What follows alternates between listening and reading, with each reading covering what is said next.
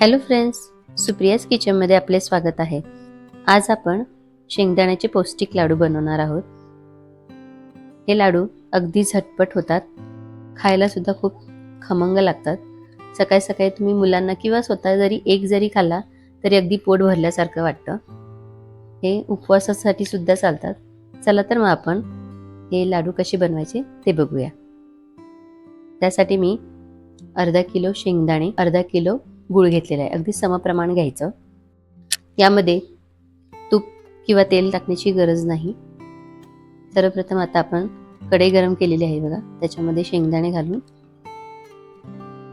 अगदी खरपूस होईपर्यंत चांगले भाजून घेऊया. शेंगदाणे भाजताना गॅस अगदी मीडियमच ठेवायचा, जास्त फास्ट ठेवायचा नाही. जास्त फास्ट ठेवला की पटकन वरून लाल होतात आणि आतमध्ये कच्चेच राहतात.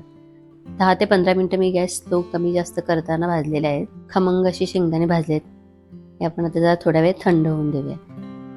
हे बघा, आपले शेंगदाणे थंड झालेले आहेत. त्याची साल काढायची असेल तर तुम्ही साल काढू शकता. मी साल न काढताच त्याचे लाडू बनवणार आहे. मिक्सरच्या भांड्यामध्ये आपण थोडे शेंगदाणे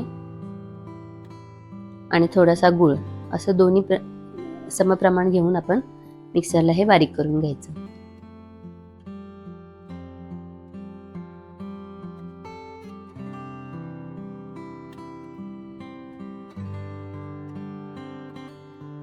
हे बघा, अशा प्रकारे आपण सर्व शेंगदाणे आणि गूळ मिक्सरला बारीक करून घ्यायचा.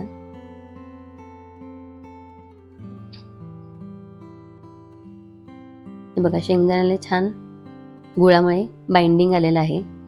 त्यामध्ये तुपाची वगैरे घालायची काही गरज नाही. लाडू सहज वळले जातात. मस्त लाडू तयार होतात. मीडियम आकाराचे आपण हे लाडू बांधून घ्यायचे. सगळे लाडू आपले मस्त तयार झालेले आहेत. तुम्ही सुद्धा ही रेसिपी करून बघा, अगदी झटपट होते आणि मुलांना पण खूप आवडतात, सगळ्यांनाच आवडतात. त्यामुळे तुम्ही सुद्धा ही रेसिपी नक्की करून बघा. तुम्हाला माझी रेसिपी आवडली असेल तर माझ्या चॅनलला लाईक, शेअर आणि सबस्क्राईब करायला विसरू नका. थँक्यू.